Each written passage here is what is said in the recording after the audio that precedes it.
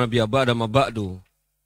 Ini adalah majelis kita yang kelima atau majelis kita yang terakhir dari membahas kitab Adabul Ishrah wa Zikrus Suhbah. Dan sekarang kita masuk ke halaman yang ke-69. Halaman yang ke-69. Adabus Suhbah. Yakni adab bergaul. Bergaul dengan siapa? Nanti diperinci satu persatu insyaallah ta'ala. Wa qala Sulami, dan berkata Sulami, yang dimaksud Sulami di sana adalah Abu Abdurrahman Muhammad bin Husain bin Muhammad bin Musa As-Sulami. Atau biasa yang kita sering kenal dengan Abdurrahman As-Sulami. Ini dia. Ya, Abu Abdurrahman As-Sulami. Beliau adalah orang Naisabur dan ulama yang terkenal pada zamannya. Beliau mengatakan, wasuhbatu ala aujahi likuli adabu wa muwajibu walawazimu. Yakni dalam menjalin hubungan, persahabatan, pergaulan, ada ketentuan atau sikap yang berbeda-beda. Ya, dalam menjalin hubungan atau pergaulan, ada sikap yang berbeda-beda terkait dengan individu atau orang yang kita hadapi. Jadi tidak sama, ya, berbeda-beda.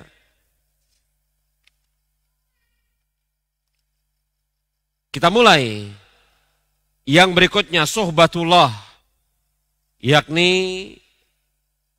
adab ketika berhubungan dengan Allah Subhanahu wa taala. Setidaknya di sana ada 8. Yang pertama, jadi semua ini ucapan Abu Abdurrahman As-Sulami ini ya.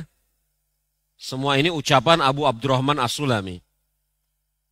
Yang pertama, bi'itibai awamirihi, yakni menjalankan segala perintahnya. Wattarki nawahihi, yang kedua, menjauhi larangannya.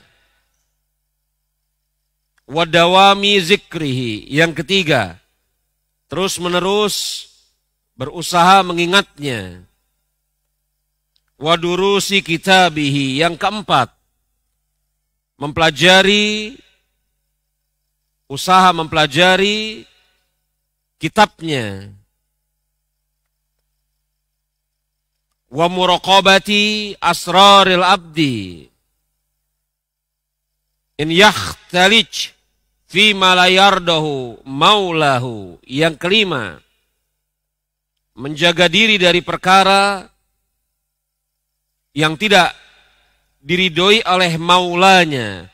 Maula di sini maksudnya Allah Subhanahu wa taala. Menjaga diri dari hal yang tidak diridhoi oleh Rabbnya. Yang keenam, waridho biqadaihi, ridho terhadap takdirnya. Yang ketujuh, as-sabri was-sabri ala balaihi, sabar atas setiap cobaan yang dia berikan. Adapun yang kedelapan, warahmati wasyafaqati ala khalqihi, mengasihi dan menyayangi makhluk-makhluk ciptaannya. Maka adab kepada Allah Subhanahu wa taala ada 8 tadi, kata Abu Abdurrahman As-Sulami. Yang berikutnya, suhbatun Nabi sallallahu alaihi wasallam, adab pergaulan atau berhubungan dengan Rasulullah sallallahu alaihi wasallam. Dan di sana ada 2 adab. Yang pertama, bi'itibai sunatihi, mengikuti sunnahnya. Yang kedua, mukhalafatihi fi madzaki wa jalli, menjauhi segenap larangannya, baik yang kecil apalagi yang besar. Baik yang kecil apalagi yang besar. Adab yang berikutnya, suhbatu sahabati wa ali baitin. Adab seorang muslim kepada sahabat Rasulullah dan ahlul baitnya. Ada 4 adabnya. Yang pertama, bitarahum alaihim, mencintai mereka. Yang kedua, wa taqdim man qadama. Yang kedua, mengedepankan orang yang terlebih dahulu masuk Islam, yakni mengedepankan as-sabiqunal awwalun dibanding seluruh sahabat. Yang ketiga, wa husnil qawli fihim, baik ucapan terhadap mereka, yakni tidak mencela mereka, memuji mereka. Yang keempat, wa qabuli aqwalihim fi ahkami was sunani, menerima ucapan yang datang dari mereka dalam perkara hukum maupun cara hidup sunnah.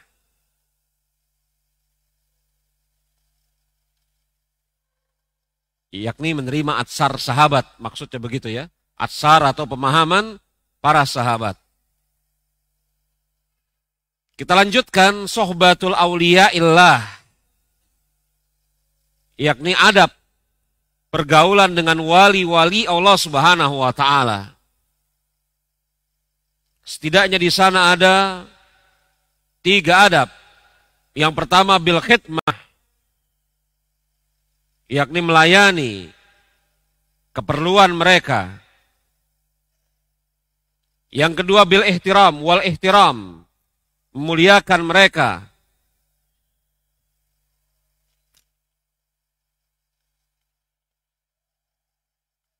Dan yang ketiga, wa tasdikihim fima yukhabiruna an anfusihim, dan membenarkan kabar yang mereka ceritakan tentang dirinya atau guru-gurunya. Tapi di sini ada syarat ya, selama pengkabaran yang mereka sampaikan kepada kita tidak bertentangan dengan syariat. Karena wali itu ada 2 macam, kata Syekhul Islam Ibnu Taimiyah. Wali Allah Subhanahu wa taala dan wali syaitan. Makanya Ibnu Taimiyah punya sebuah buku yang bagus sekali, Al-Furqan Baina Auliya'ir Rahman wa Auliya'is Syaitan. Pembeda yang jelas lagi tegas di dalam membedakan mana wali Allah dan mana wali setan.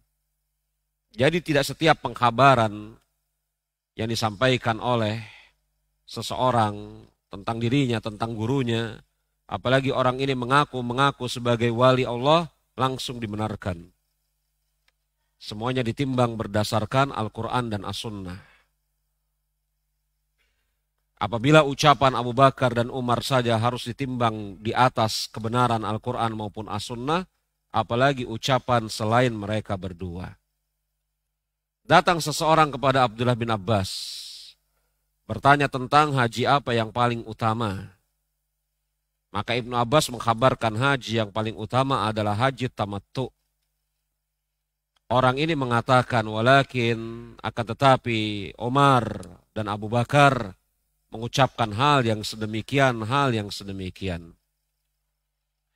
Yakni membenturkan sabda Rasulullah dengan ucapan Abu Bakar dan Umar. Betul? Apa kata Ibnu Abbas ketika mendengar orang tersebut menjawab hal yang sedemikian? Ibnu Abbas mengatakan, takhsha an tanzilu hijarata minas samai. Aku khawatir akan turun hujan batu dari arah langit. Aku lu qala Rasulullah sallallahu alaihi wasallam, walakin taqulu qala Abi Bakrin wa Umar. Aku berucap, Rasul bersabda sedemikian, engkau sanggah ucapanku dengan ucapan Abu Bakar dan Umar. Andai kata ucapan Abu Bakar dan Umar harus ditimbang didasarkan atas Al-Quran dan As-Sunnah, apalagi ucapan selain mereka. Kalau datang pertanyaan, mengapa kemudian Abu Bakar dan Umar bisa berbeda pendapat dengan Rasulullah tentang haji apa yang paling utama? Seperti yang diisyaratkan dalam riwayat tadi, maka jawabannya diberikan oleh Syekhul Islam Ibnu Taimiyah dalam kitab beliau Raf'ul Malam an Aimatil A'lam, mengangkat celaan dari imam-imam yang utama. Ini kitab bagus sekali. Dan saya sudah pernah meringkas kitab ini pada pertemuan saya yang pertama dengan antum semua di kota ini mungkin sekian tahun yang lalu. Raf'ul Malam an Aimatil A'lam. Iya. Jadi ucapan siapapun ditimbang berdasarkan Al-Quran dan As-Sunnah. Maka ucapan Al-Imam Abul Barakat Al-Ghazi, tasdikuhum fima yukhbiruna an anfusihim wa masaikhihim, membenarkan ucapan mereka yang mereka kabarkan tentang diri mereka dan tentang guru-guru mereka, maka membenarkan di sini harus ditimbang di atas kebenaran Al-Quran dan As-Sunnah. Kita lanjut. Sohbatu Sultan, adab bersama para penguasa. Ada berapa adabnya? Setidaknya disebutkan di sana ada 4. Bito'ati fi ghairi maksiatillah. Yang pertama, taat. Selama bukan dalam rangka bermaksiat kepada Allah.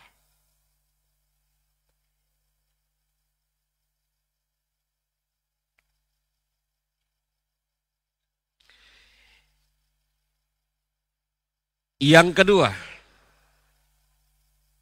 ya, fala yat'u alaih. Yakni yang kedua, jangan pernah mendoakan kejelekan untuk mereka. Jangan pernah mendoakan kejelekan untuk mereka. Ini manhaj Ahlussunnah. Jangan sekali-kali mendoakan kejelekan buat pemimpin. Kata Imam Ahmad, andai kata saya memiliki doa yang mustajabah, maka saya akan pergunakan untuk mendoakan pemimpin saya. Padahal Imam Ahmad adalah orang yang dipenjara oleh pemimpinnya dalam 3 atau 4 periode kepemimpinan. Ini dia manhaj. Tidak ada urusannya sama sakit hati. Kalau mau sakit hati, Imam Ahmad pasti sakit hati karena dipenjara dalam 3 periode kepemimpinan khalifah. Tapi Imam Ahmad mengatakan, andai kata saya memiliki doa yang mustajab, maka akan saya berdoa kepada Allah untuk kebaikan pemimpin kita. Ya. Taib. Kemudian yang ketiga, wayan suhuhu fi jami'i umurid dinihi. Menasehati penguasa dalam setiap urusan agamanya. Yakni apa? Menasehati mereka. Dan sudah barang tentu ya, nasihat kepada para penguasa secara khusus, nasihat kepada manusia secara umum, di sana ada syarat-syaratnya. Ada ketentuan-ketentuannya. Sebagian orang kemudian menyamarkan antara nasihat dengan caci maki. Makanya Imam Ibn Rajab punya buku yang bagus sekali, Al-Farqu Bainan Nasiha wa Taqyir. Perbedaan antara nasihat dan celaan. Bagus sekali bukunya Imam Ibn Rajab. Dan guru kami, Ustadz Farid Gozim Anus, punya buku Fikih Nasihat. Saran saya, antum mempelajari buku ini. Kalau bisa, di hadapan beliau langsung, Ustadz Farid Gozim Anus, hafizahullahu ta'ala. Bukunya bagus sekali, Fikih Nasihat. Iya. Kemudian yang keempat, wa yusalli wa yujahidu ma'ahu. Yang keempat, mendirikan salat di belakang mereka dan berperang bersama mereka. Itu akidah Ahlussunnah. Jihad ma'ul amri biran kana au fajiran. Begitu kata Imam Ahmad dalam Usul Sunnah. Jihad bersama ulil amri. Baik ulil amri itu orang yang baik maupun ulil amri itu orang yang buruk. Jihad ma'ulil amri biran kana au fajiran. Bukan berarti kalau ulil amri melakukan kesalahan didiamkan, tetapi dinasehati. Dan di sana ada patokan-patokan dan kaidah-kaidahnya. Selanjutnya sohbatul ahlil wal walid wal waladi, yakni bersahabat dengan keluarga, dengan istri dan anak-anaknya. Dan di sana ada 7 adab. Yang pertama, mudarati, bergaul dengan mereka dengan akhlak yang terpuji.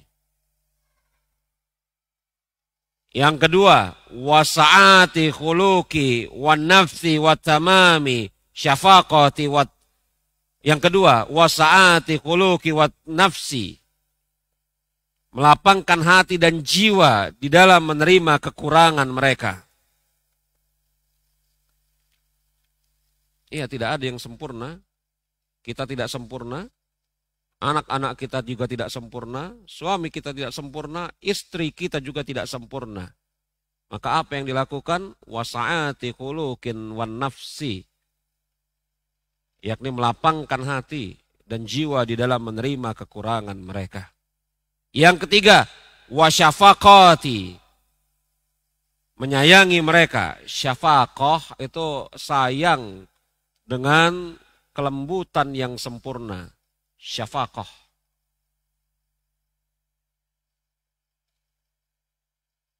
Ya, syafaqah itu sayang dengan kesayangan yang lembut lagi sempurna. Yang keempat, wa ta'lim adabi wa sunnati. Yang keempat, mengajari sunnah, adab dan etika kepada mereka. Yang kelima, wa hamlihim ala ta'ati, membimbing mereka di dalam ketaatan kepada Allah Subhanahu wa taala. Hamlihim, membimbing mereka atau membawa mereka ala ta'ati, di atas ketaatan kepada Allah Subhanahu wa taala. Karena Allah Subhanahu wa taala berfirman, ya ayyuhallazina amanu qu anfusakum wa ahlikum nara. Yang keenam, wasaffi an asyaratihim, melupakan kesalahan-kesalahan mereka.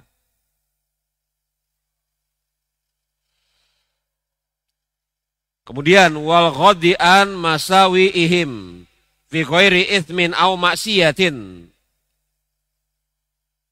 Jangan langsung menindak kekeliruan mereka selama itu bukan perbuatan dosa lagi maksiat. Jangan langsung kemudian bersikap keras menindak kekeliruan mereka selama kemudian itu bukan perbuatan dosa dan maksiat. Kita lanjutkan. Sohbatul ikhwan, bergaul dengan teman atau sahabat. Ada berapa adab? 9, kata Abu Abdurrahman As-Sulami. Yang pertama, bidawamil bishri, selalu menampakkan keceriaan. Wabadlil ma'rufi. Yang kedua, berusaha mencurahkan kebaikan kepada mereka. Yakni berusaha berbuat baik untuk mereka. Wan nashri mahasin. Yang ketiga, menyebarkan, yakni kebaikan-kebaikan mereka. Menyebarkan kebaikan-kebaikan mereka. Jadi kalau sahabat kita, saudara kita berbuat baik, jangan dihalang-halangi, bahkan kemudian disebarkan kebaikan dia.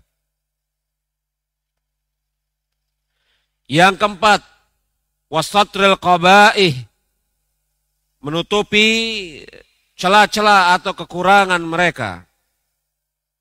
Yang kelima, wal istikbari birrihim wa iyyak. Yang kelima, menganggap besar pengorbanan mereka walaupun kelihatannya kecil. menganggap besar pemberian mereka, kebaikan mereka. Adapun yang keenam, wa istiqlali birrika iyahum, dan menganggap kecil pemberianmu kepada mereka. Wa in kathura, walaupun banyak. Yang berikutnya yang ketujuh, wal ma'sa'adatihim bil mali wan nafsi, menolong mereka dengan harta maupun jiwa, yakni harta, tenaga, pikiran, dan yang semisalnya. Yang kedelapan, wal mujanabatil haqdi wal hasadil wal waghi wa ma yakrahuna min jawamil wujuh. Yang kedelapan, menjauhi seluruh perbuatan tercela. Semisal menjauhi seluruh perbuatan tercela, semisal hasad, dengki, dan apa yang tidak mereka sukai. Dan yang kesembilan, watarki ma yu'tadzaru minhu, memaafkan kesalahan teman ketika mereka menyampaikan alasannya. Kita lanjut. Halaman ke-73. Suhbatul ulama. Adab bergaul bersama para ulama. Ada 4.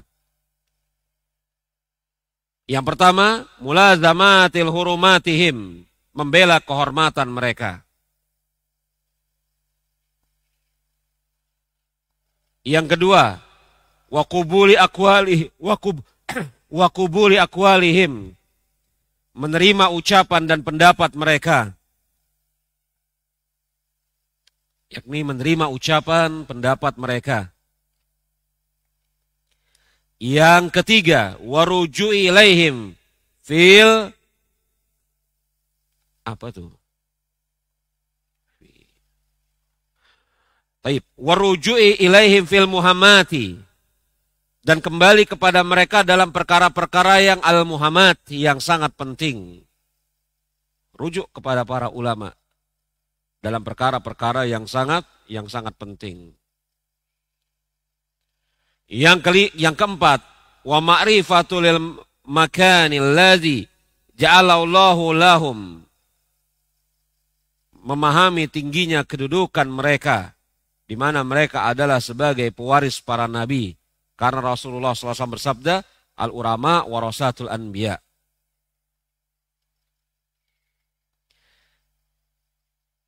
Kita lanjutkan, bergaul dengan kedua orang tua. Setidaknya di sana ada 3 adab. Birhima, yakni berbakti kepada mereka. Dengan cara bil khidmah, melayani ataupun yang semisalnya. Ya, melayani atau yang semisalnya. Bil khidmah, bin nafsi wal mal, fi hayatihima. Ya. Dan yang kedua, wad du'a lahuma fi kulli awqatin. Berdoa kepada Allah Subhanahu wa taala untuk mereka berdua pada setiap waktu. Dan yang ketiga, ya. Yang ketiga, nah ini dia. Ikrami asdaqaihima, yakni berbuat baik kepada sahabat-sahabat mereka. Karena kenapa? Ini tuntunan Rasulullah. Dalam hadis riwayat Imam Muslim, Rasul bersabda, Innal abbaral birra an yasila rajulu ahla wuddi abihi. Sesungguhnya perbuatan baik yang paling baik, berbakti yang paling berbakti, adalah seseorang laki-laki yang menyambung tali persaudaraan dengan sahabat ayahnya. Ya, dan ada kisah yang menarik dalam masalah ini dari sahabat Abdullah bin Umar, betul? Siapa orang itu? Kata sahabat Abdullah bin Umar, itu adalah sahabat ayahku, Umar bin Khattab. Ya, hadis ini sahih riwayat Imam Muslim. Kita lanjutkan. Suhbatul doifi, bergaul dengan tamu. Bergaul dengan tamu. Berapa adabnya? Disebutkan di sana ada 5.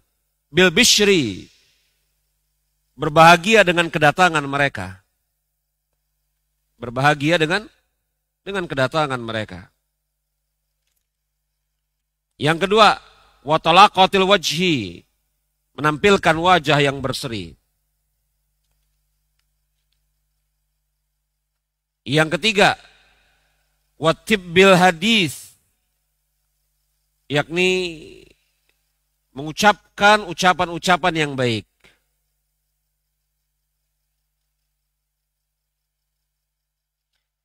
Yang keempat, wa izharus surur, menampakkan kebahagiaan. Ya ini bukan 4 ya, sama dengan yang bil bishri, berbahagia. Yang keempat, wa qubuli amrihi wa nahihi, menerima saran dan kritikan mereka.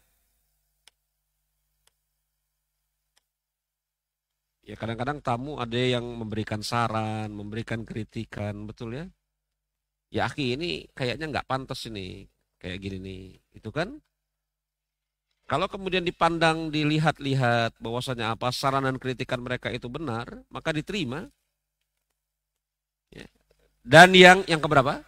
Yang kelima, wa ru'yati fadlihi, yakni menampakkan diri bahwa engkau memuliakan dan mengutamakan mereka.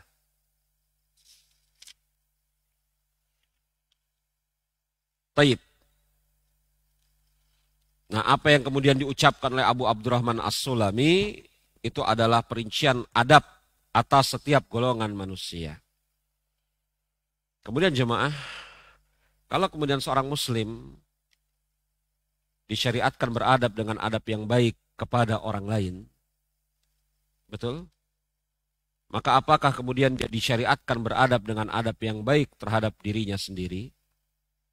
Jawabannya iya.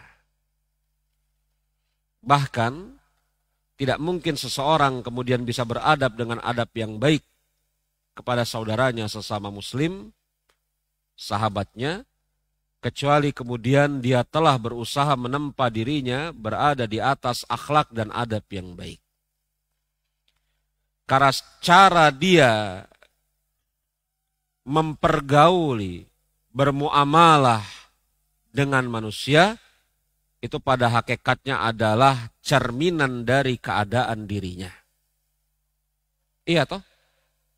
Cara dia bermuamalah, bergaul dengan manusia, itu pada hakikatnya adalah cerminan dirinya, cerminan atas keadaan dirinya.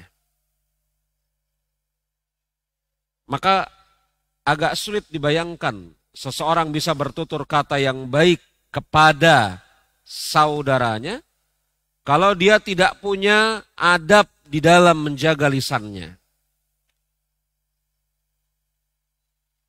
Sulit kemudian ya dikatakan bahwasanya dia mampu beradab dengan adab yang baik kepada saudaranya kalau dia tidak memiliki adab yang baik dan menempa dirinya di dalam adab yang baik.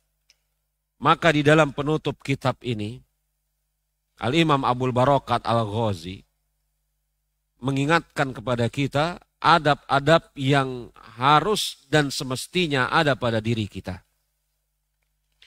Yang pertama, adabul basari, adab penglihatan. Adab penglihatan. Ya. Adab penglihatan engkau terhadap saudaramu. Apa adabnya? Nadhruka lil akh bil mawadatil lati ya'rifuha minka. Yakni ketika engkau melihat saudaramu, maka usahakanlah engkau tatap dia dengan tatapan kasih sayang. Ingat ya, ini sesama ikhwan, sesama akhwat. Jangan ikhwan melihat dengan tatapan kasih sayang kepada akhwat, atau kemudian akhwat mensayu-sayukan matanya di hadapan ikhwan.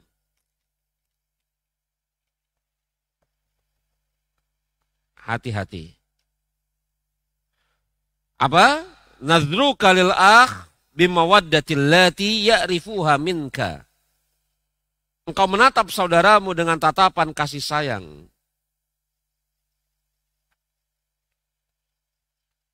Yang kedua, nadhira ila ahsani syai'in yabda'u minhu. Berusaha kemudian melihat sesuatu yang terbaik dan tampak dari perbuatan temanmu.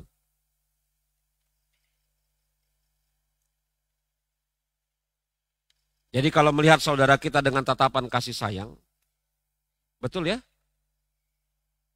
Adapun apabila dia melakukan sesuatu, maka coba tatap dengan tatapan yang terbaik. Gimana gambarannya? Misal, siapa yang tidak tahu disyariatkan memakai sendal dari sebelah kanan terlebih dahulu, betul ya? Tiba-tiba kita melihat saudara kita memakai sendal sebelah kiri terlebih dahulu. Kalau kemudian kita tidak memiliki tatapan yang baik, maka sudah barang tentu pikiran akan melayang kemana-mana dan suatu kesimpulannya dia memudahkan lalai dari sunnah. Tapi kalau kita memiliki tatapan terbaik bagi saudara kita, ya mungkin dia terburu-buru gitu loh. Sehingga nggak sadar itu mana sendal kiri, mana sendal kanan. Mana kaki kiri, mana kaki kanan. Karena mungkin ingin cepat-cepat ke kamar mandi ataupun yang semisalnya. Ya. Kalau kemudian Anda lihat ini saudara Anda, teman Anda berjalan berduaan dengan wanita. Betul? Dan Anda tahu bahwasanya dia belum menikah. Maka tatapan terbaik, ini jangan-jangan adiknya, saudaranya, atau temannya yang lagi kesasar pengen minta tunjukin jalan. Kalau temannya, kalau adiknya ya kita kenal ya biasanya ya. Tapi jangan-jangan ini temannya yang kesasar minta tunjukin jalan. Maka nazir ila ahsani syai'. Maka tatap dengan tatapan yang terbaik yang ada pada diri saudaramu. Kemudian yang ketiga. Ghaira sarif basaraka anhu fi hadisi laka. Jangan memalingkan pembicaraan. Maaf, jangan memalingkan pandangan ketika saudaramu sedang berbicara dengannya. Temannya lagi bicara, dia memalingkan pandangan. Ima memalingkan pandangannya, matanya melayang kemana-mana, atau hati-hati ikhwan. Memalingkan pandangan, temannya lagi ngomong, dia sibuk aja nih. Sibuk apa? Ngeliat HP, temannya lagi ngomong, akhi, aneh bertanya dong dengan adab yang gak baik. Jangan engkau palingkan pandanganmu darinya ketika dia berbicara kepada dirimu. Kemudian adabus sam'i, adab pendengaran. Adabus sam'i, ada berapa adabnya? Dua. Izharu taladzuzi bihadisi muhadisaka. Yakni menampakkan rasa minat ketika mendengarkan pembicaraannya.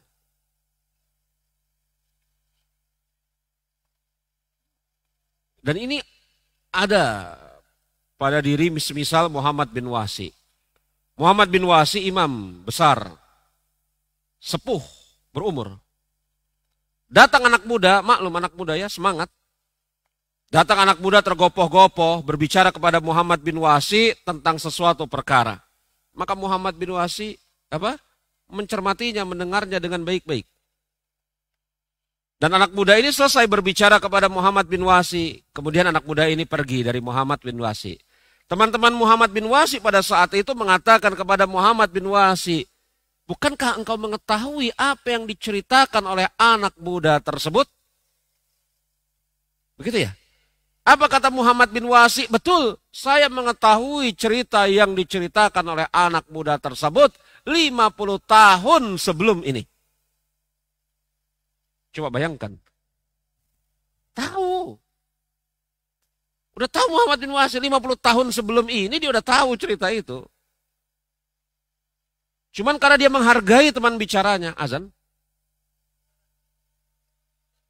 Betul. Baik, kita jeda. Betul ini. Betul, azan. Oh iya, baik kita jeda insyaallah taala nanti ba'da sholat Isya atau bagaimana? Atau kita lanjutkan dulu? Maksudnya azan dahulu, kita lanjutkan? Fadal. Ya, silahkan azan terlebih dahulu.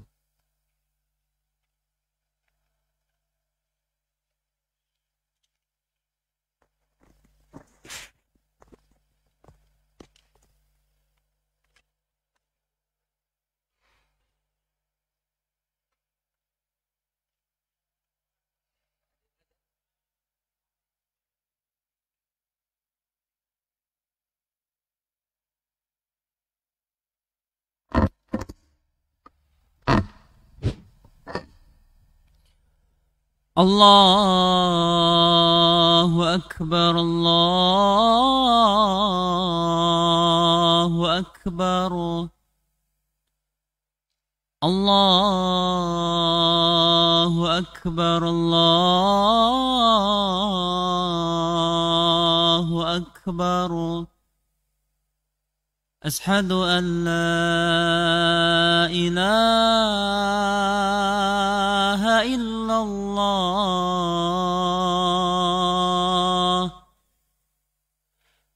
أشهد أن لا إله إلا الله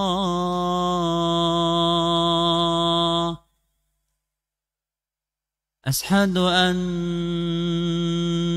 محمد رسول الله أشهد أن محمد رسول الله حي على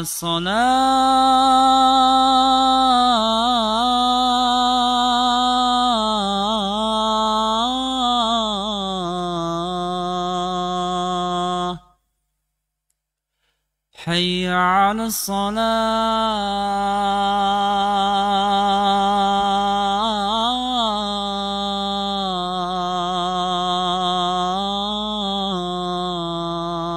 الصلاة حي على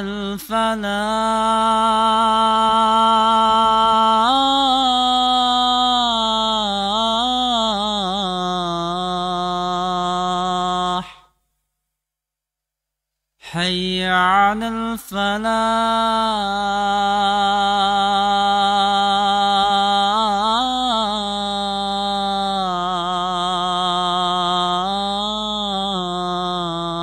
الفلاح الله أكبر الله أكبر لا إله إلا الله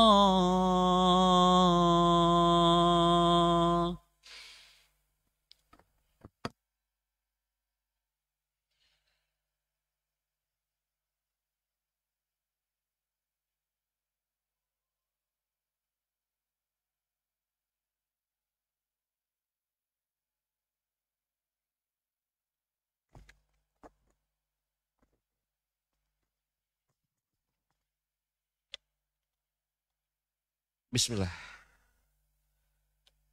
Kita lanjutkan pembicaraan kita, pembahasan kita. Dan kita tadi sampai kepada yakni adabus sam'i, adab. Ya betul ya? Betul ya? Adabus sam'i, yakni adab.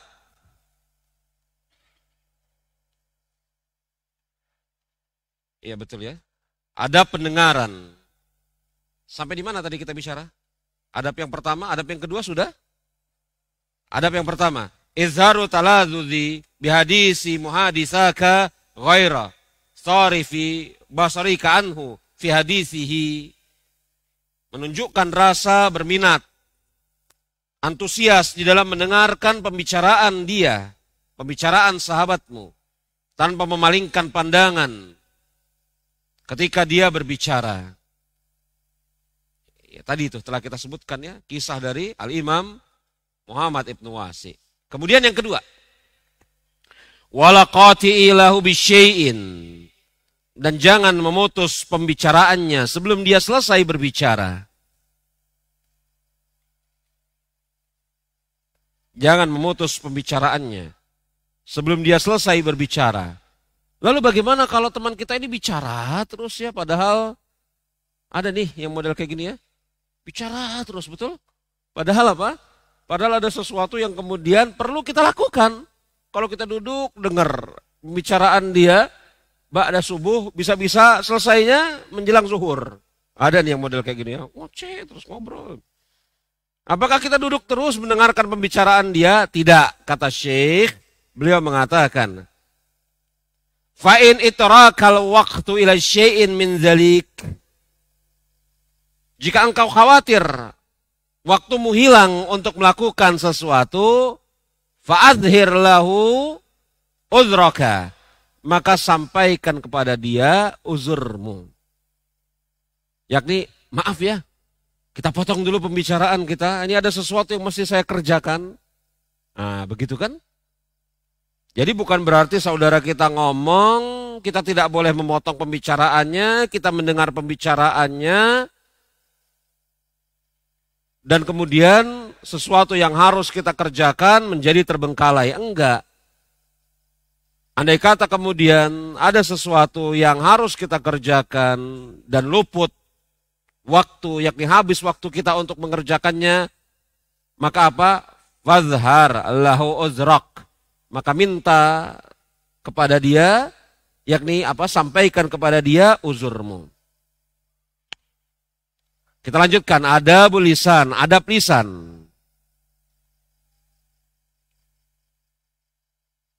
Adab lisan ada 3, ada 4, setidaknya ada 4. Yang pertama, an yuhadditsa lil ikhwani bima yuhibbuna fil waqti. Yakni apa? Menceritakan hal yang disukai oleh teman. Yakni jangan menceritakan hal yang tidak disukai oleh teman. Ya. Jangan menceritakan hal atau menceritakan sesuatu yang memang disukai oleh teman. Kemudian yang kedua, badlan lahum nasihata bima fihi salahuhum. Menyampaikan nasihat yang berisi kebaikan untuk mereka. Menyampaikan nasihat yang bisa memperbaiki keadaan mereka. Yang ketiga, wala tarfa sautaka alaihim. Jangan engkau mengangkat suaramu di hadapan mereka. Jangan mengangkat suaramu di hadapan mereka. Dan yang keempat, wala yukhatibuhum illa bima yafhamunahu wa ya'lamunahu. Jangan mengajak mereka berbicara tentang sesuatu yang tidak mereka pahami. Sudah tahu teman kita ini awam di dalam masalah mesin mobil, diajak ngomong mesin mobil, beteknya luar biasa dia, betul? Iya enggak? Sudah tahu teman kita awam mesin mobil, diajak ngomong mesin mobil. Saya kemarin ngebongkar mobil. Cerita gitu, temennya nggak awam, nggak ngerti sama sekali, dan juga tidak menampakkan apa ketertarikan. Ada orang yang nggak ngerti tertarik ya, lain masalah. Dia awam tidak menunjukkan ketertarikan. Antum ajak ngomong tentang itu, ini akan mengganggu dia gitu loh. Maka jangan berbicara kepada dia sesuatu yang tidak dia pahami dan tidak dia ketahui. Kemudian yang seterusnya adabul yadain. Adab terkait dengan kedua tangan.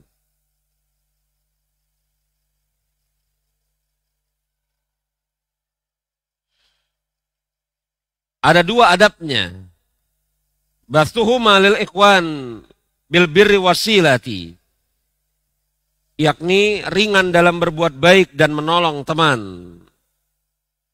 Ini adab yang pertama.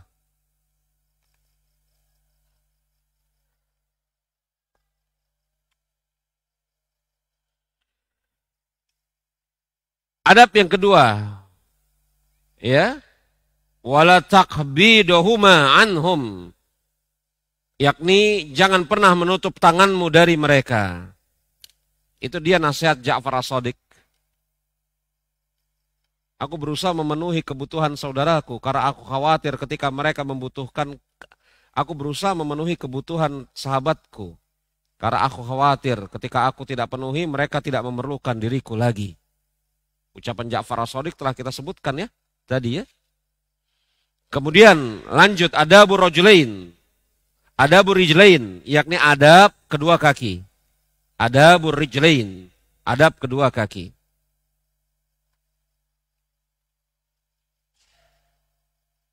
Apa adabnya? Antumasya ikhwanaka ala haddin tabai. Yakni beriringan dalam berjalan ketika engkau sedang bersama mereka. Yakni beriringan. Makanya salaf tidak suka kalau ada yang mendahuluinya atau berada di belakangnya. Iya kan? Ya kalau bisa beriringan, beriringan. Sebagian salaf tidak menyukai ada orang yang mengikutinya. Betul? Atau kemudian ada orang yang di depannya. Mereka mengatakan apabila ada orang yang berada di depannya, maka ini penghinaan bagi yang di belakang. Adapun apabila orang ini sahabatnya berada di belakangnya, apabila sahabatnya berada di depannya, maka ini penghinaan bagi yang belakang. Adapun apabila sahabatnya ini berada di depannya, Adapun apabila sahabatnya berada di depannya, maka ini penghinaan bagi yang ada di belakang. Apabila sahabatnya ini berada di belakangnya, maka ini fitnah bagi yang di depan. Jalan berbarengan. Apabila memungkinkan jalan berbarengan. Ini bukan dalam artian masuk kamar mandi, yakni tempat wudhu berbarengan, nyangkut di mana? Pintu, bukan begitu ya. Ustadz, kita kan harus berbarengan kalau jalan. Lalu, ini sebabnya nih gara-gara antum ngomong begitu, kita nyangkut di pintu kamar mandi. Bukan. Ya, jangan juga jadi zohiriyah yang luar biasa, letterlek, bukan begitu. Kalau berjalan, coba ya. Begitu. Membersamai bersamaan. Wala taqdimahum. Tidak di belakang, tidak di depan katanya. Yang kedua, adab. Ya. Wala taq'uda an huquqil ikhwani. Jangan halangi hak-hak saudaramu. Jangan halangi hak-hak saudaramu.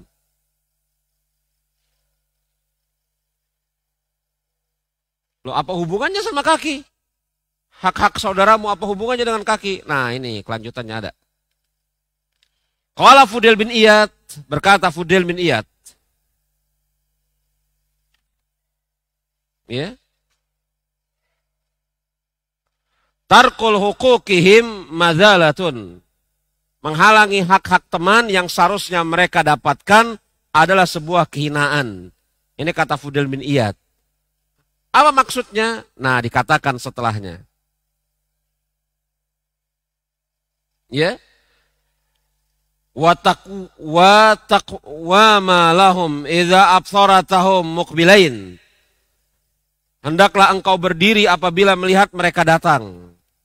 Berdiri ketika melihat saudara kita datang, ada yang diperbolehkan, ada yang tidak diperbolehkan. Ini tahqiq yang diberikan oleh Syekh Utsaimin. Ketika ada sahabat kita datang, kita boleh berdiri, dan tidak ada juga yang kita boleh berdiri, ada yang kita tidak boleh berdiri. Kapan kita melihat saudara sahabat kita datang, kita diperbolehkan untuk berdiri dalam rangka meringankan beban mereka. Misalnya membawa barang mereka. Betul? Dan atau kemudian menyampaikan kabar yang baik kepada mereka. Makanya ketika Ka'ab bin Malik radhiyallahu anhu mendapatkan kabar dari langit tentang diterimanya taubat dirinya, betul? Maka pada saat itu Rasul dan para sahabat sedang berada di dalam masjid. Iya kan? Ketika Ka'ab bin Malik datang masuk ke dalam masjid, maka sahabat Sa'ad bin Abi Waqqas segera berdiri untuk menyongsongnya. dan mengatakan kepada Ka'ab bin Malik, bergembiralah engkau wahai Ka'ab, karena sesungguhnya taubatmu telah diterima oleh Allah. Berdiri Sa'ad bin Abi Waqqas, maka apa kata Ka'ab bin Malik? Sampai saya mati, saya tidak akan melupakan perbuatan Sa'ad bin Abi Waqqas terhadap diri saya. Dan Rasul melihat itu. Dan Rasul tidak ingkari. Berarti ini takrir kebolehan dari sisi Rasul. Jadi hendak menyampaikan kabar, informasi yang penting, boleh. Tapi kalau berdiri untuk menyambut mereka semata-mata, atau berdiri kalau kemudian untuk mengagungkan mereka, inilah yang tidak diperbolehkan oleh para ulama. Jadi berdiri ada yang diperbolehkan, ada yang tidak diperbolehkan. Ini perincian yang bagus sekali dari Syekh Utsaimin. Kemudian wala taquda ila biqudihim. Jangan duduk di tempat duduk mereka. Ya, jangan duduk di tempat duduk mereka. Ini adab yang berikutnya ya. Jangan duduk di tempat duduk mereka. Bukan keterangan yang selanjutnya ya. Jangan duduk di tempat duduk mereka. Wala taq'ad haitsu yuqidunaka. Dan jangan engkau duduk di tempat selain yang telah mereka siapkan untuk dirimu. Nah, itu yang tadi disebutkan itu adab-adab zahir. Kemudian sekarang adab-adab batin. Halaman yang ke-78. Adabul bawatin, adab-adab batin. Unwanul adabil batin. Adab-adab batin.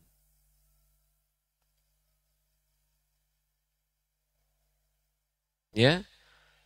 Wa'lam ya akhi. Dia tidak katakan wa'lam ya akhi, wa'lam ya ukhayya. Ukhayya ini akhi tetapi dalam apa? Dalam sebutan yang paling bagusnya dan penuh kasih sayang. Ya ukhayya. Bukan akhi nih. Itu lihat ya, kalau antum cermati itu alifnya itu berbaris depan u. Ukhayya. Ya ukhayya, wahai saudaraku yang aku cintai. Kira-kira begitu. Wafaqaka Allahu liraghbati fil adabis suhbati. Ketahuilah wahai saudaraku yang aku cintai. Semoga Allah Subhanahu wa ta'ala memberikan taufik kepada dirimu untuk senantiasa memperhatikan adab-adab yang baik di dalam pergaulan. Karena kenapa? Adabul zahir unwanu adabul batin. Adabil batin. Karena sesungguhnya adab yang zahir, yang tampak pada hakikatnya merupakan unwanu, cermin dari adab yang tidak tampak, adab batin. Jadi perbuatan yang kelihatan itu pada hakikatnya cermin dari apa yang ada di dalam hati. Ya.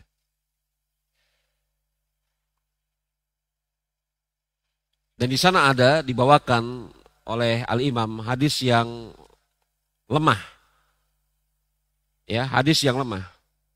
Yakni apa? Nabi alaihi salatu wasallam pernah bersabda ketika melihat seseorang yang mengerjakan sholat sambil kemudian mengelus-ngelus jenggotnya.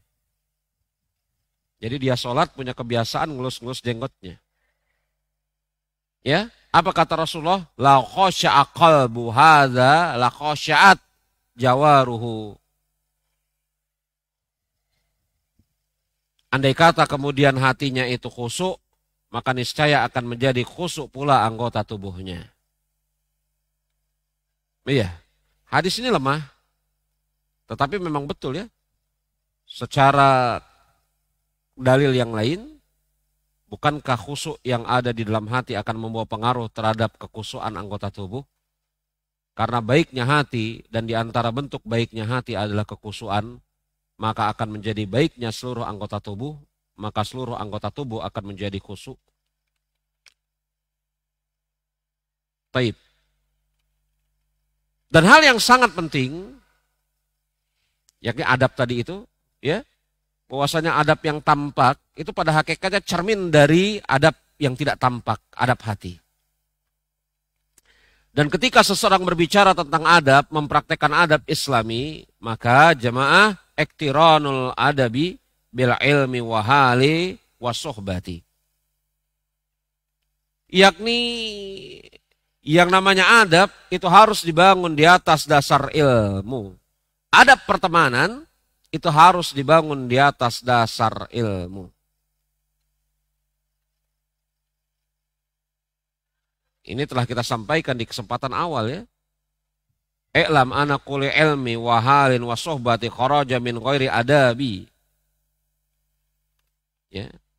Bahwasanya apa? Yakni ilmu itu harus berbarengan dengan adab dan adab itu harus dibangun di atas dasar ilmu. Kira-kira begitulah. Iktiran itu bersamaan. Apa namanya? Qorin. Nggak bisa dilepas. Iktiranul adabi bil ilm. Yakni adab harus berbarengan dengan ilmu, dan ilmu juga seseorang yang berilmu seharusnya juga memiliki adab. Ya. I'lam ana kulli ilmi wa halin wa suhbatin kharaja min ghairi adabi ghalibil mardud. Ketahuilah bahwa ilmu, perbuatan dan pergaulan yang tidak diiringi dengan adab maka akan sia-sia. Ya. Baik. Kemudian Syekh Al-Imam membawakan suatu hadis yang sayang sekali hadisnya sangat lemah. Innallaha adabi fa ahsana ta'dibi. Sesungguhnya Allah telah mengajarkan adab kepadaku, kemudian dia memperbaiki adabku dalam setiap hal. Ini hadis ini lemah sekali. Ya. Kita lanjutkan. Al-batinu mutla'ullah. Sesungguhnya batin adalah yang dilihat oleh Allah Subhanahu wa ta'ala. Batin, hati adalah objek atau tempat di mana Allah Subhanahu wa ta'ala melihat hambanya. Mutla'u itu mirip kayak telaah. Lihat itu, telaah itu hakikatnya bahasa Arab. Mutola'ah. Betul? Menelaah dalam bahasa kita. Menelaah. Mutla'u yakni menelaah, melihat. Batinu mutla'ullah. Yakni batin itu pada hakikatnya tempat telaahan Allah atas seorang hamba. Wa iza wajaba alal abdi mara'atu zahiru li sohbatil khalqi fa mara'atu batinihi awla li'ana mutla'ur rabba ta'ala. Apabila seorang hamba telah mengetahui bahwa menjaga akhlak yang baik dalam bergaul kepada sesama makhluk adalah perkara yang terpuji, maka menjaga hati itu lebih utama. Karena sesungguhnya hati adalah sesuatu yang dilihat oleh Allah Subhanahu wa ta'ala. Sebenarnya bukan hanya hati, tetapi juga anggota tubuh. Iya. Itu sebagaimana dalam hadis riwayat Imam Muslim. Innallaha la yanzuru ila suwarikum wa asamikum walakin yanzuru ila qulubikum wa amalakum. Sesungguhnya Allah Subhanahu wa ta'ala tidak melihat kepada bentuk rupa jasad kalian, akan tetapi Allah Subhanahu wa ta'ala melihat kepada hati dan amal kalian. Hadis riwayat Imam Muslim. Jadi bukan hanya hati yang dilihat oleh Allah, tetapi juga amal-amal kita. Maka perkataan batin itu mutla'ulillah, batin yang dilihat oleh Allah, ini kurang sempurna. Seharusnya batin dan zahir juga dilihat oleh Allah Subhanahu wa ta'ala. Ya. Tapi kemudian ada uzur buat Al-Imam Ibnu Abul Barakat Al-Ghazi. Karena hadis tersebut memang dikeluarkan oleh Imam Muslim dengan dua riwayat. Riwayat yang pertama, Innallaha la yanzuru ila asamikum wa suwarikum walakin yanzuru ila qulubikum. Titik di situ. Tetapi setelahnya ada tambahan yang juga diberikan oleh Imam Muslim dalam riwayat yang lain, ila qulubikum wa a'malakum wa a'milakum. Taib, kita lanjutkan. Aujuhu mura'atil batin. Yakni usaha untuk menjaga kesucian hati. Setidaknya ada berapa? Ada 9. Mura'atu batinihi wa adab biha bi mulazamati. Menjaga kesucian hati itu dengan senantiasa yang pertama ikhlas. Yang kedua tawakul. Sebenarnya ikhwan, tawakal itu tawakul. Tapi entah kenapa ya populernya tawakal. Jadi bahasa Indonesia ya. Sebenarnya tawakul. Ya, bukan tawakal. Kafnya itu bidommah, tawakul. Bukan tawakal. Maka lihat itu, wat tawakul. Wal khauf, yang ketiga takut. Yang keempat roja, harap. Yang kelima ridho, ridho. Ridho terhadap takdirnya maksudnya. Yang keenam as-sabri, sabar. Yang ketujuh salamati sodri, selamatnya hati. Selamatnya hati dari berbagai macam penyakit. Yang kedelapan wal khusni. Betul yang kedelapan ya? Betul. 1, 2, 3. Nomor berapa? 8. Yang kedelapan wal husni. Yakni apa? Tawiyati. Yakni apa? Meluruskan hati. Yakni selaras antara hati dengan perbuatan, kira-kira begitu. Yang kesembilan wal ihtimami bidzalika fi amril muslimin. Memiliki rasa peduli terhadap urusan kaum muslimin. Kemudian Al-Imam menutup kitabnya dengan mengatakan faiza ta'addab naziru fi kitabina haza bihazihil adab wa ta'addab zahiruhu bima zakrana rajautu an yakuna minal mukinin. Apabila pembaca Anda menjalankan adab-adab yang ada di dalam buku ini dan menghiasi hatinya dengan akhlak-akhlak yang telah kami sebutkan, rajautu an yakuna minal mukinin. Kami berharap agar dia menjadi orang-orang yang benar-benar beriman. Kemudian Al-Imam Abul Barakat Al-Ghazi menutup kitabnya dengan fanasallahu subhanahu wa ta'ala an yukina lil akhlaqil jamilah. Aku meminta kepada Allah subhanahu wa ta'ala agar menjadikan kita seseorang yang memiliki akhlak yang cantik lagi terpuji. Wa an yusaddadana fi af'alina wa aqwalina wa ahwalina. Dan semoga Allah subhanahu wa ta'ala mengokohkan kita atas setiap perbuatan kita, ucapan kita, dan tindak tanduk gerak gerik kita. Biminnahi wal karamih, dengan kemuliaan dan keagungannya. Innahu akramul akramina wa arhamur rahimin.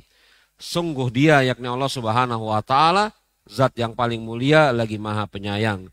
Walhamdulillahi wahdahu wa sallallahu ala man lan nabiyya ba'dahu. Alhamdulillah hanya tertuju kepada Allah subhanahu wa ta'ala semata-mata. Salawat dan salam kepada Nabi yang tidak ada lagi Nabi sesudahnya. Dia adalah Muhammad alaihi salatu wassalam dan keluarganya serta sahabatnya wassalam. Selesai. Adapun yang di belakang jemaah, halaman berikutnya itu indeks daftar isi, faharis. Ya, indeks daftar isi.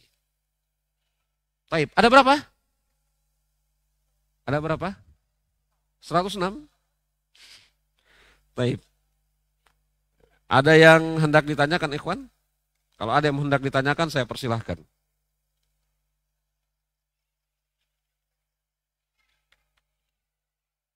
Ada yang hendak ditanyakan?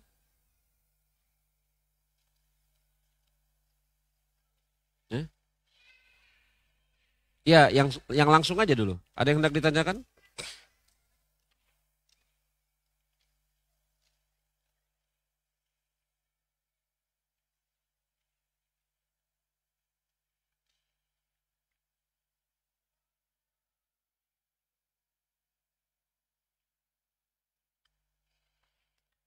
Sambil menunggu pertanyaan, ya, apabila ada pertanyaan secara langsung, ini ada pertanyaan ini. Bagaimana sikap kita ketika dihadapkan dengan seorang teman yang selalu memancing emosi, sudah dinasehati dengan kalimat yang lemah lembut, namun seringkali mengulangi kesalahan-kesalahan yang sama.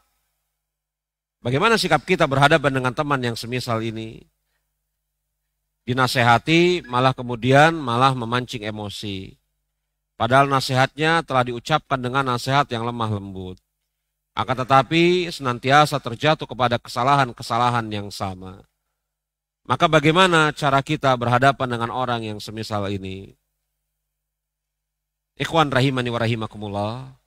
Ketika kita berbicara yakni adab kepada sesama kaum muslimin, sahabat, maka itu adalah sesuatu perkara yang terpuji. Akan tetapi jangan kita lupa juga perhatikan keadaan diri kita. Maksudnya apa?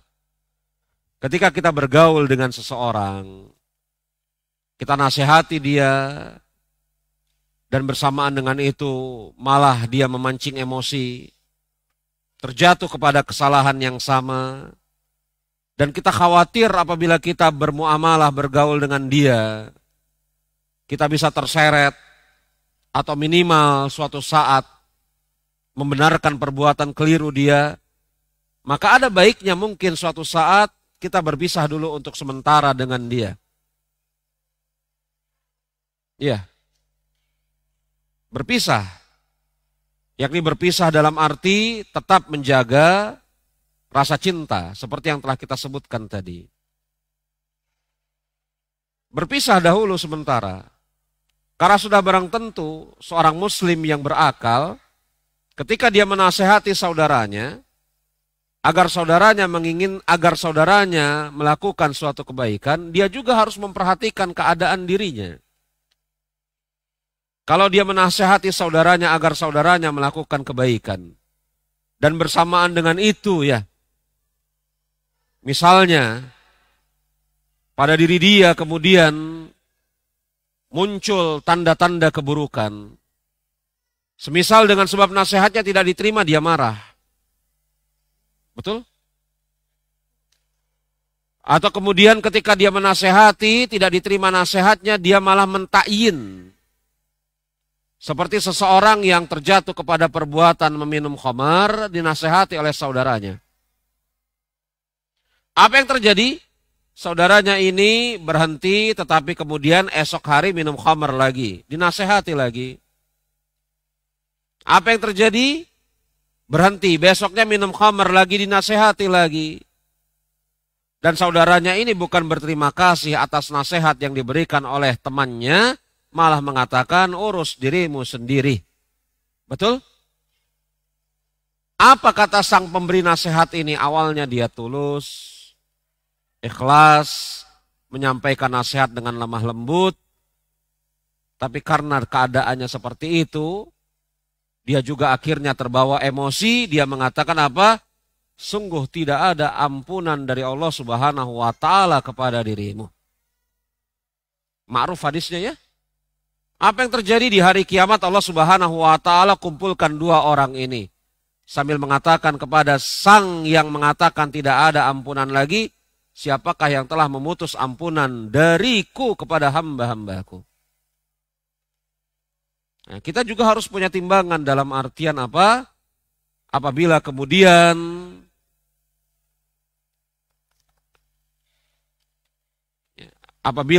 apa? Ketika kita menasehati saudara kita sesama muslim, sahabat kita khawatir dengan sebab itu, kita bahkan yang terjatuh kepada kemaksiatan dengan satu dan lain hal, maka hendaklah kita berpisah terlebih dahulu. Kan ada sahabat di hadapannya yang makan, yang sahabat itu kemudian wafat, mati. Karena sahabat itu makan terlebih dahulu, wahyu belum turun. Ketika Rasul hendak makan, wahyu turun. Itu menunjukkan Rasul memperbolehkan seseorang muslim memakan hidangan orang-orang yang non-muslim. Tapi dengan syarat bahwasanya hidangannya halal, dimasak dengan cara yang halal, alat-alatnya juga halal, dan bersamaan dengan itu juga tidak terkait dengan hari ibadah mereka. Kemudian yang kedua, bagaimana sikap tidak terkait dengan hari ibadah mereka. Ini tambahan yang sangat penting yang dibawakan oleh Syekhul Islam dalam Iqtida' Shiratal Mustaqim baina mukhalafani ashabil jahim. Ibnu Taimiyah punya buku Iqtida' Shiratal Mustaqim, mengikuti jalan yang lurus dan usaha yang bersungguh-sungguh di dalam menyelisih orang-orang yang terancam dalam neraka jahanam. Bagus bukunya. Dikomentari oleh Syekh Saleh Fauzan menjadi 3 jilid tebal. Bagus sekali. Iqtida' Shiratal Mustaqim. Bagaimana sikap kita seorang muslim menerima hadiah ulang tahun dari saudara muslim. Dan kita sudah tahu bahwa tidak boleh menerima. Ya jangan diterima. Ingatkan kepada dia bahwasanya di dalam syariat Islam tidak ada hal yang seperti ini. Menerima hadiah dari sesama muslim diperbolehkan. Bahkan Rasul mengatakan tahaddu tahabbu. Salinglah kalian memberi hadiah, maka niscaya akan timbul rasa cinta di antara kalian.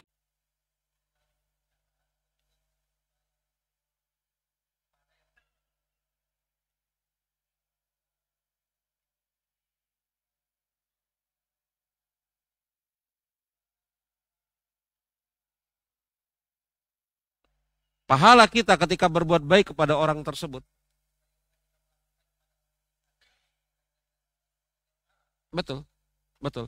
Itu sebenarnya ucapan tersebut, kalau mau kita lacak sumber dalilnya, Allahu a'lam, karena saya tidak pernah bertemu Imam Abul Barokat Al-Ghazi, tidak di dalam dunia nyata, juga tidak dalam mimpi. Ya. Ini kan ulama ini hidup abad ke-10 Hijriah, sekarang abad 14, 15 ya. Saya nggak pernah ketemu sama dia. Tidak di dunia nyata, juga tidak di dalam mimpi. Tapi kalau mau kita lacak, kira-kira dari mana Imam Abul Barokat Al-Ghazi membawakan kalimat yang seperti itu? Mungkin dari hadis tentang seseorang yang bernama Yazid yang memberikan harta sodakoh ke masjid, kemudian harta sodakohnya diambil oleh anaknya yang bernama Ma'nu. Betul? Dan si bapak ini marah-marah sama si Ma'nu. Ini bukan untuk kamu. Betul? Si Ma'nu kemudian mengatakan kepada bapaknya, bagus kita aduin urusan kita kepada Rasulullah. Daripada kita ribut-ribut, wahai ayah, bagus kita adukan urusan kita kepada Rasulullah. Maka kemudian mereka berdua ngadu kepada Rasulullah. Rasul mengatakan, atasmu Yazid apa yang kau niatkan. Enggak, Rasul bertanya dulu kepada Ma'nu, kenapa engkau ambil harta tersebut? Kata si Ma'nu, ya ini harta ayah saya berhajat dengannya. Saya ini adalah orang yang kemudian apa? Menjadi tanggung jawab ayah saya. Yang ini kok tiba-tiba kemudian diberikan ke masjid padahal saya lebih berhak gitu loh kira-kira ya. Maka apa kata Rasulullah? Untukmu apa yang kau niatkan wahai Yazid dan untukmu apa yang kau ambil wahai Ma'nu. Artinya Yazid mendapatkan pahala walaupun salah sasaran atas kebaikannya. Kalau itu terjadi tanpa sengaja. Maka orang yang berbuat baik, walaupun kebaikannya itu terkadang salah sasaran, dia tidak akan merugi. Betul? Ada orang nih misalnya ya berinfak. Infaknya apa? Diamanatkan untuk misalnya beli wakaf Al-Quran. Nah panitia yang mengumpulkan dana wakaf Al-Quran ini menyelewengkan harta orang-orang yang berwakaf. Betul? Maka orang yang menyelewengkan harta orang-orang yang berwakaf ini akan bertanggung jawab di hadapan Allah. Adapun yang mewakafkan hartanya, karena dia telah meniatkan mewakafkan harta, dia tetap dapat pahala. Ya. Kisah Ma'nu dan Yazid itu ada di dalam Riyadhus Shalihin, bab ikhlas. Dan menghadirkan niat di dalam setiap perbuatan. Iya, ada lagi?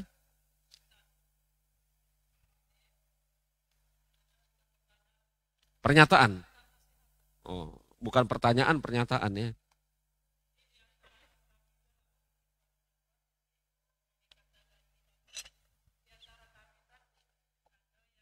Kami atau antum saja.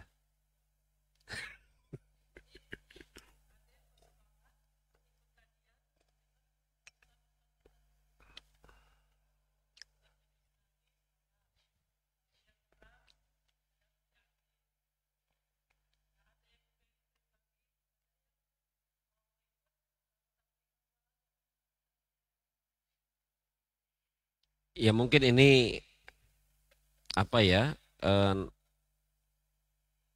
lebih tepat bukan menjawab pertanyaan ya, tetapi ini mungkin pembicaraan saya yang terakhir di kesempatan malam hari ini. Ikhwan rahimani wa rahimakumullah, ya, seorang muslim seharusnya dia mengetahui keutamaan ilmu, keutamaan majelis ilmu. Syekh Abdurrahman bin Nasir As-Sa'di rahimahullahu ta'ala, beliau menukil ucapan Imam Ibnul Qayyim dalam Miftah dari Sa'adah, bahwasanya asal kebaikan hamba di dunia maupun di akhirat itu dengan sebab ilmu yang bermanfaat. Sebagaimana asal keburukan seorang hamba di dunia maupun di akhirat dengan sebab lalai dari menuntut ilmu yang membawa manfaat. Maka sadari keutamaan keagungan ilmu. Ilmu yang bisa menyelamatkan kita dari berbagai macam fitnah, baik fitnah dunia, apalagi fitnah di akhirat kelak. Akan tetapi memang ada sebagian di antara teman-teman yang memiliki kecenderungan yang agak kurang baik. Di antara kecenderungan mereka adalah lalai di dalam menghadiri majelis-majelis taklim rutin. Yang majelis-majelis taklim rutin tersebut secara khusus membahas kitab-kitab yang dimulai dari awal dan dicita-citakan selesai sampai akhir.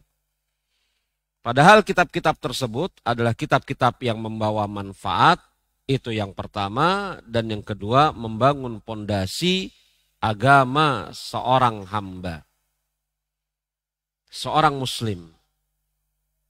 Maka bagaimana kemudian kita bisa kokoh di dalam beragama apabila kemudian kita tidak menguatkan pondasinya? Kita sama-sama mengetahui bahwasanya Rasulullah bersabda, la tarji'u.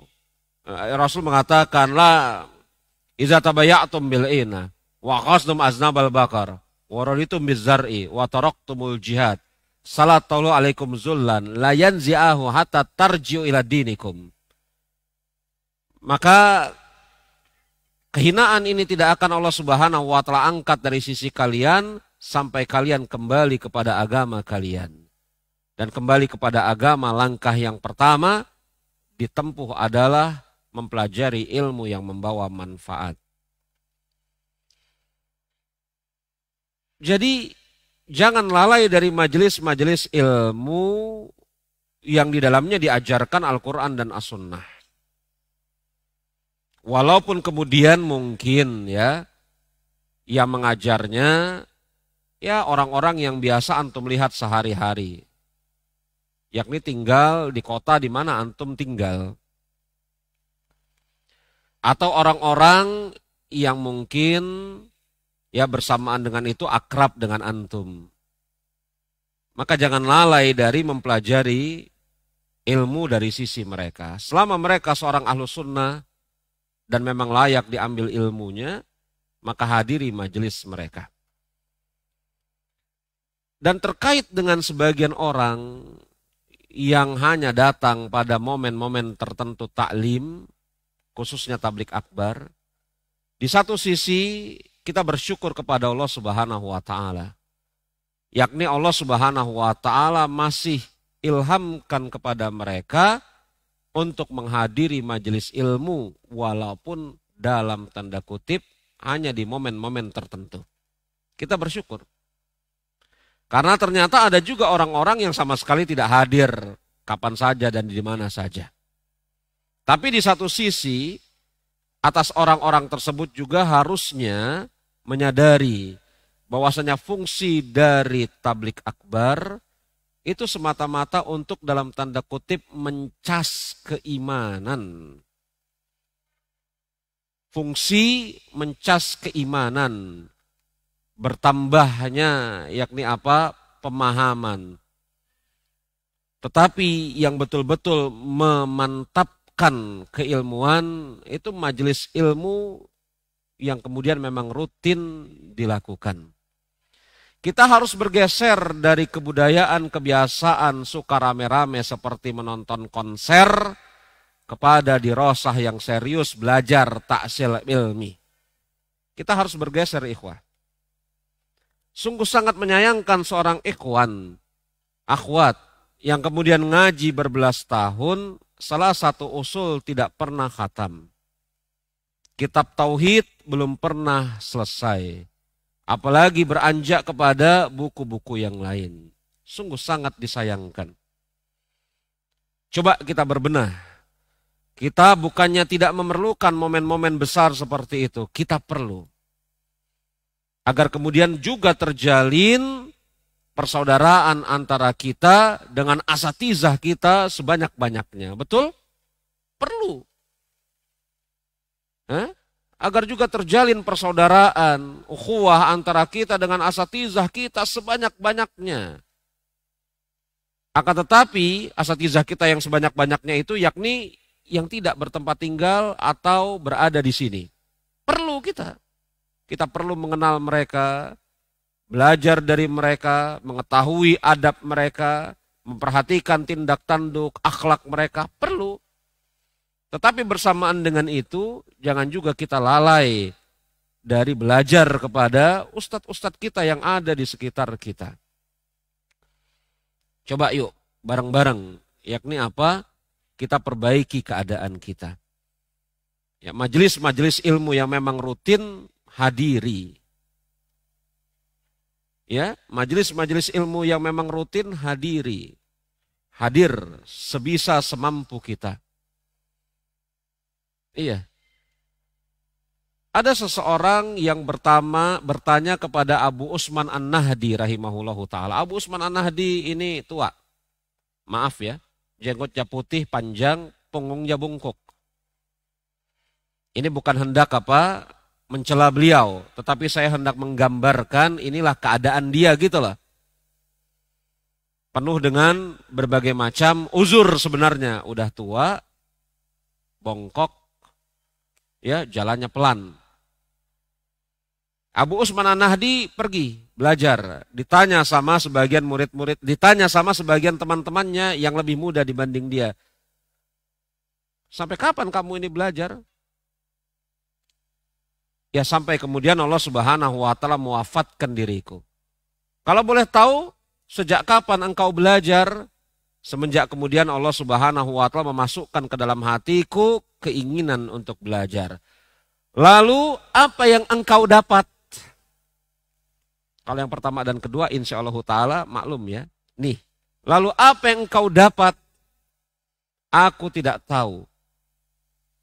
Yang mana yang lebih berharga dari apa? Aku tidak tahu yang mana yang lebih berharga dari dua hal ini.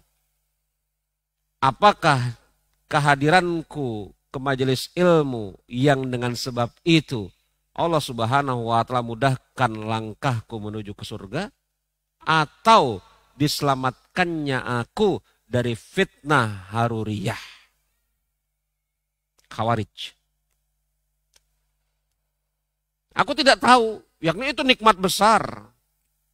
Aku tidak tahu dari dua hal ini mana yang lebih bermanfaat bagi diriku.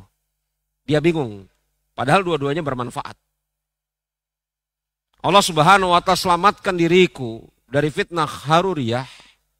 Ya karena majelis ilmu dia tahu ini benar, ini salah. Allah selamatkan dia dari fitnah khawarij. Atau Allah Subhanahu wa taala mudahkan langkahku menuju ke surga dengan sebab aku menuntut ilmu. Ini orang yang udah tua, terus-menerus berusaha untuk belajar. Maka ikhwan jangan lalai untuk mempelajari ilmu. Apalagi taksil, belajar secara terprogram. Taksil wa tadarruj. Terperinci lagi bertahap. Ini manfaatnya besar sekali. Ada buku yang ditulis oleh Syekh Rabi bin Hadi Al-Madkhali dalam masalah ini. Yang judul bukunya Marhaban ya Thalabil Ilm. Selamat datang wahai penuntut ilmu. Sebenarnya itu bukan buku yang ditulis oleh Syekh Rabi secara langsung. Tetapi kumpulan dari risalah-risalah beliau, ceramah-ceramah beliau dibukukan dalam satu buku. Dan kemudian beliau di dalam kitab tersebut memberikan kemudian langkah-langkah bagi seorang muslim sunni salafi di dalam belajar. Harusnya mulai dari mana? Ada ceramah yang bagus sekali. Saya bersyukur kepada Allah Subhanahu wa taala sempat mendengar ceramah ini dan ada ustadz kita yang menyampaikan ceramah ini. Saya sarankan antum untuk mendengarnya. Ustadz Abdullah Zain hafizahullahu taala. Beliau ceramah yang entah beliau yang beri judul atau kemudian yang posting, ya, ngaji tanpa arah. Jangan sampai kita jadi orang yang model kayak gitu. Kalau saya nggak salah Ustadz Abdullah Zain. Betul?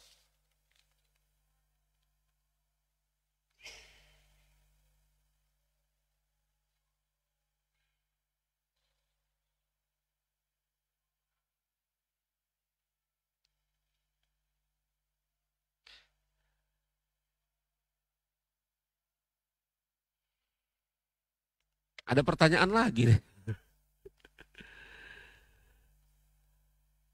Ya udah cukup ya, ini aja kita baca nih. Ada seorang sahabat yang dahulu sering berkumpul dan mencengkerama bersama kami, bahu-membahu dalam dakwah. Qadarullah sekarang dia sudah banyak perubahan ke arah yang lebih baik dan mengurangi kumpul-kumpul dan banyak bicara ngobrol seperti dahulu. Namun perubahan tersebut malah membuat jarak di antara kami. Pernah kami menasehati, namun kami malah dinasehati oleh beliau. Ya bersyukur dong. Kita nggak usah capek-capek nasehatin, malah menerima nasihat. Betul ya? Pernah kami menasehati, namun kami malah dinasehati oleh beliau. Ya bersyukur. Dinasehati ya bersyukur ya. Apakah kami memang teman yang pantas untuk dijauhi? Ini saya tidak bisa jawab. Apakah Anda seseorang yang memang pantas untuk dijauhi? Ini Anda sendiri yang bisa menjawab. Karena bisa jadi kemudian sahabat soleh meninggalkan kita bukan karena keburukan dia, tapi karena keburukan kita. Iya toh? Apakah kami memang teman yang pantas untuk dijauhi? Ini kami nggak bisa jawab. Karena belum mampu seperti beliau. Nah ini juga. Andai kata kemudian seseorang yang utama selalu meninggalkan orang yang kurang utama, maka tidak ada yang namanya dakwah, maka berhenti apa yang namanya nasihat. Betul? Maka apakah kami memang teman yang pantas untuk dijauhi? Saya tidak bisa jawab. Karena belum mampu seperti beliau, maka berusaha untuk seperti beliau. Adapun sang beliau, jangan meninggalkan teman-temannya. Walaupun tidak seutama dia, andai kata begitu. Betul? Jangan tinggalkan teman-temannya walaupun belum seutama dan sesoleh dia. Hah? Karena seorang muslim itu harus berusaha untuk menjadikan baik dirinya dan menjadikan baik juga orang lain. Makanya ketika Allah Subhanahu wa taala mengatakan innal insana lafi khusrin, seluruh manusia berada di atas kerugian, tidak peduli siapa dia, siapa saja, kecuali di antaranya watawasobil haq, yang saling menasehati di atas kebenaran, watawasobis sabar, yang saling menasehati di atas kesabaran. Jadi kalau kemudian sang dalam tanda kutip soleh sudah mulai menjauh dari teman-temannya yang menurut dia kurang soleh, maka yang pertama ini perbuatan salah karena menjauhkan diri dari orang-orang yang seperti itu, menutup pintu nasihat. Yang kedua, saya khawatir dengan sebab ini dia bisa terjangkiti penyakit apa? Takabur, memandang dirinya lebih baik daripada orang lain. Hati-hati. Lalu atas yang ditinggalkan, kenapa? Ya bisa jadi karena memang dia layak ditinggalkan. Adil ya jawabannya ya. Dua-duanya kita serang dalam tanda kutip. Bagaimana kaitannya dengan pembahasan mulazamatul ukhwah sohbah? Ya kaitannya seperti tadi kita katakan, janganlah engkau mencampakkan saudaramu setelah engkau menerimanya. Ini sudah kita jelaskan tadi. Ya, jadi dua-duanya coba berbenah diri. Keadaan kita yang baik bukan berarti meninggalkan teman-teman kita yang mungkin kurang baik. Ya, kalau kemudian orang-orang baik mencukupkan diri kebaikannya hanya pada dirinya saja, berhenti dakwah, ya toh? Baik, ikhwan, ini yang kita sampaikan di kesempatan malam hari ini. Saya bersyukur kepada Allah Subhanahu wa taala. Allah Subhanahu wa taala telah berikan kepada saya kesempatan untuk membacakan dan menerangkan kitab ini secara ringkas. dan saya menyadari dengan sesadar-sadarnya mungkin ada hal-hal yang antum tidak jelas. Itu yang pertama, baik dari cara penyampaian saya, dan yang kedua dari terjemahan saya, yang ketiga dari kemudian cepatnya saya menyampaikan, maka saya mohon maaf atas itu semua. Yang namanya daurah sifatnya adalah menjelaskan secara ringkas, mencari intisari. Adapun kemudian apabila menghendaki tambahan penjelasan atas kitab ini, maka saya sarankan atas antum untuk kemudian mengulangi pembelajaran kitab ini di hadapan asatizah yang ada. Minta kepada mereka untuk bacakan satu persatu kata-katanya dan diterjemahkan. Dan sekaligus saya memohon maaf kepada antum semua atas itu semua, dan saya mohon izin. Insyaallah ta'ala besok saya akan kembali ke Jakarta. Mudah-mudahan Allah Subhanahu wa ta'ala ridhoi pertemuan kita ini. Dan apabila nanti kita berpisah adalah perpisahan yang Allah Subhanahu wa ta'ala cintai, dalam keadaan semakin bertambah baik. Dan apabila kita bertemu dalam keadaan semakin bertambah baik, bertambah ilmu dan bertambah amal-amal soleh serta keimanan. Saya tutup dengan mengucapkan subhanakallahumma wa bihamdika asyhadu an la ilaha illa anta astaghfiruka wa atubu ilaik wa akhiru da'wana alhamdulillahirabbil alamin. Assalamualaikum warahmatullahi wabarakatuh.